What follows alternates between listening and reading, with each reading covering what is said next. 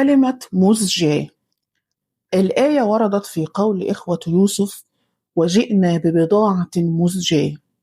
الآية 88. مزجاة يعني بضاعة قليلة، ضعيفة، رديئة، أو غير مرغوب فيها لدرجة إنها تدفع دفعا علشان تتقبل. يعني مش مجرد بضاعة قليلة وخلاص، لكن بضاعة قيمتها ضعيفة وصاحبها عارف إنها مش قوية، فجاي بيها على استحياء. وده سر جمال الكلمة. الكلمة جاية من الجذر زاجاوا، أو في الاستعمال زجا يزجو، ومعناه الأساسي الدفع برفق أو السوء الضعيف. يعني لما العرب تقول زجيت الشيء، يعني دفعته قدامك أو سيرته سوقا خفيفا، أو عمل له يعني زي ما بنقول آه بالمصري كده، عمل له دعاية أوفر شوية، لأن هي بتبقى حاجة ستوك مش حاجة واو يعني. أو مررته تمريرا، ومن هنا جاءت مزجاة، أي شيء مدفوع دفعا مش مطلوب لذاته لكن بيتحرك بالعافية. ليه الكلمة دي مشهورة جدا بلاغيا؟ عشان لو الآية قالت مثلا قليلة، رديئة، ضعيفة، كانت هتدي معنى مباشر واحد، مش كل المعاني دي مع بعض في كلمة واحدة.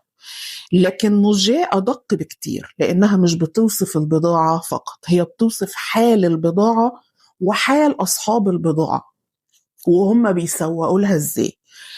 يعني إيه؟ إخوة يوسف هنا محتاجين الطعام في حالة ضعف، وجايين ببضاعة ما تستاهلش وعارفين إنها لا تليق، فبيقدموها كأنهم بيزجونها زجا.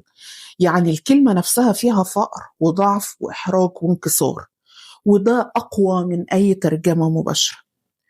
معنى مزجاة عند المفسرون ذكروا معاني متقاربة منها: قليلة، رديئة، ناقصة، غير نافقة، يعني ما تستحقش ان الدفع فيها فلوس، لا يرغب فيها، لا تؤخذ إلا بتسامح.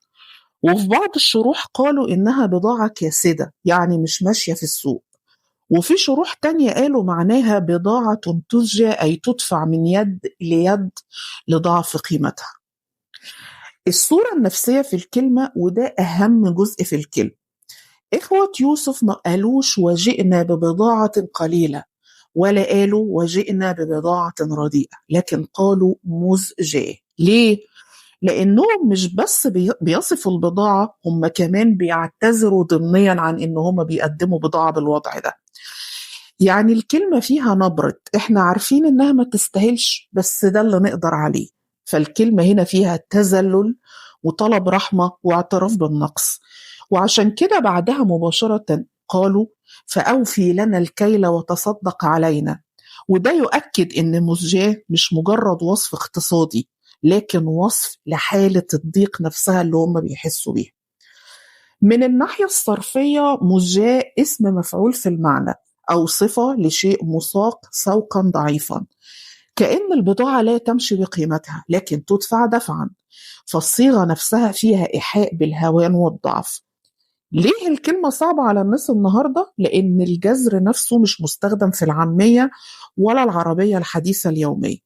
احنا النهاردة بنقول بضاعة رديئة، بضاعة ضعيفة، حاجة كاسدة، حاجة مش ماشية، لكن ما بنقولش مزجاة.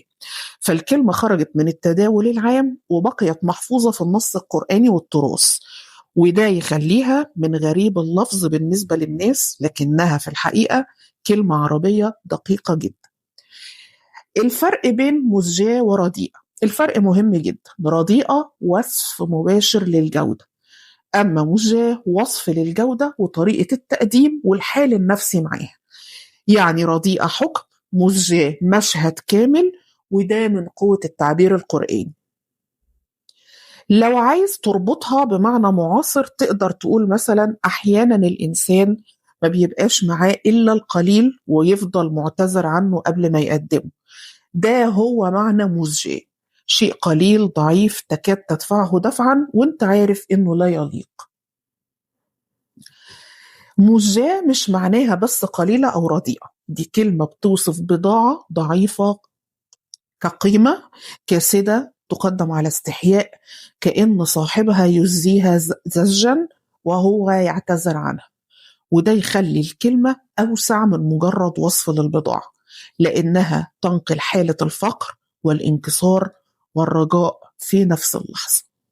القرآن بالعربي، القرآن بالعربي والتراث بالمصري والعروبة بالدم.